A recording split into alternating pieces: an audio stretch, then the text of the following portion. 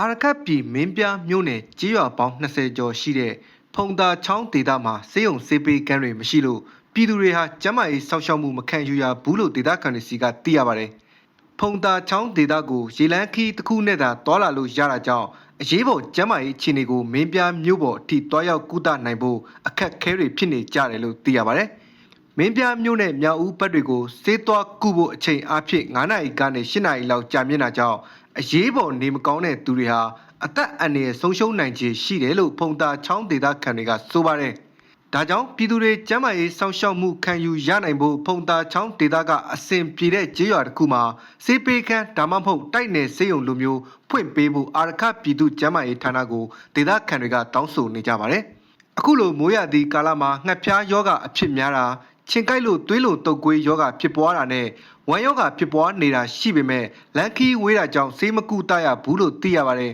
။ဒါ့အပြင်ကလေးမွေးဖွားမဲ့မိခင်တွေနဲ့အရေးပေါ်ဖြစ်တဲ့သူတွေလည်းဆေးကူတဖို့အခက်အခဲဖြစ်နေတယ်လို့ဒေသခံတွေကပြောဆိုကြပါတယ်။ရွာကဆေးဆိုင်တွေမှာလည်းရိုးရိုးဖျားနာတာအတွက်လောက်ပဲဆေးဝါးကရှိပြီး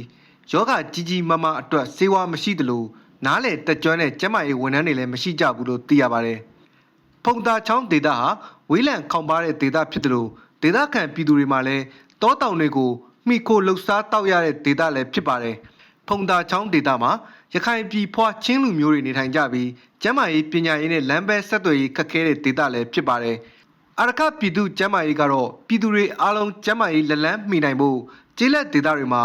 ကျန်းမာရေးဝန်ဆောင်မှုတွေပေးနိုင်ဖို့ကျန်းမာရေးဆိုင်ရာတင်နန်းတွေပေးအပ်နေတယ်လို့ရွေလျားစေကူတာပေးတဲ့ပုံစံနဲ့လည်းပြည်သူတွေကိုကျန်းမာရေးဝန်ဆောင်မှုပေးနေတယ်လို့သိရပါတယ်။ဒါပေမဲ့ပြည်မမြို့တွေနဲ့အဆက်အသွယ်ပြတ်တောက်နေတာကြောင့်လုံလောက်တဲ့စေဝါမရရှိတာနဲ့ကျန်းမာရေးဝန်ထမ်းနည်းနေသေးလို့ကျေးလက်ဒေသအားလုံးကိုတွားရောက်ကုသပေးဖို့အခက်အခဲတွေရှိနေတယ်လို့သိရပါတယ်။